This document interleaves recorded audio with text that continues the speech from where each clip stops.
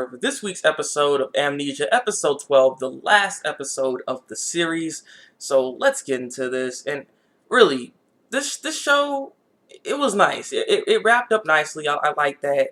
And just overall, I enjoyed this episode because, it had a lot of those moments where it just pulled on your heartstrings, really. It pulled on your heartstrings. And I like that, though. It was nice.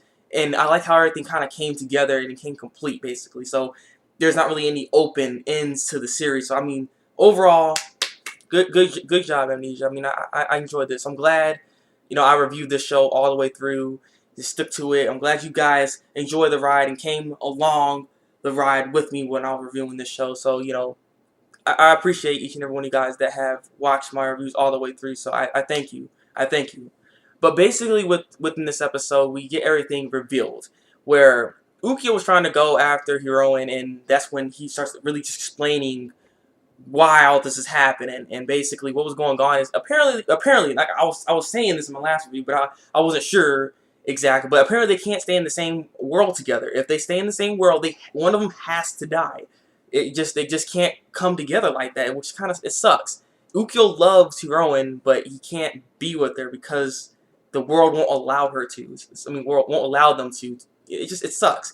It sucks. So one of them has to die, and that was the big thing. And the thing is, the reason why all this even started is because Ukyo wished to see Heroine again, because apparently in this world, how this Heroine died in this world. Apparently, in the first episode, actually, because remember we saw in the first episode, we were wondering what the heck's going on exactly, but it makes sense. That Heroine that was running down the stairs and stuff, she died at that moment. Ukyo saw that and then wished to be able to at least see her again, and that's why he was able to jump through different dimensions. And when Ukyo saw her again, finally, in the first world that we saw her, the other Heroine, the Heroine we see now, when she fell off that cliff, he saw her fall and was like, oh no! And that's when he ended up basically getting her teleported as well. Basically all through Nail, this fairy, the creator of fairies, basically. He's the creator of fairies, and he's the one teleporting both of them, actually, through these worlds. But the problem was Nail's power kind of got messed up, and basically that's when they just started going through worlds together, basically. And that's what's really happening. So it makes sense. So it really did evolve Ukyo. It did revolve around Ukyo and Heroine, so we were right on that too. If I'm glad. Some of the stuff I said was actually right. So I was like, yeah. But it's interesting stuff. So I mean, I like how all that really came together. You know what I mean? So it was really fulfilling. So I mean, I did enjoy that. And basically, they end up saying their goodbyes. Ukyo ends up stabbing himself and killing himself to try to prevent himself from killing Heroine. And he ends up basically saying his goodbyes. But the thing is, Heroine granted his wish, being able to see her again and stuff. So as a reward, basically, she gets her memories back. Because the thing is, it was kind of Nail's fault that she lost her memories in the first place. So she's gonna get her memories back, and all she has to do is go through this door. But the problem is, if she gets her memories back, she won't be able to see Ordeon anymore. She won't be able to hear him or see him anymore, and she will forget about him as well. And so that's when she actually got to say goodbye to Ordeon as well. So it was another just sad moment in this episode. I was like,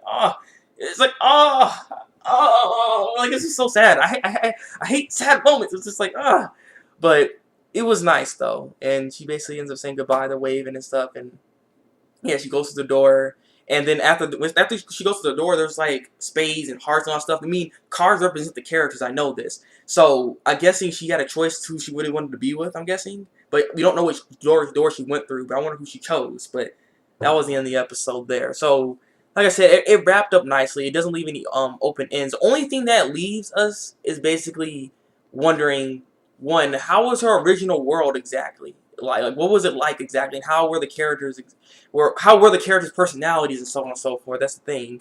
Another thing is, which door did she choose exactly that she went through, who she wanted to be with? You know what I mean? Like that's a little bit of a mystery, but at the same time, that's not a big deal. So, like I said, it was a nice end to the series. I did enjoy this.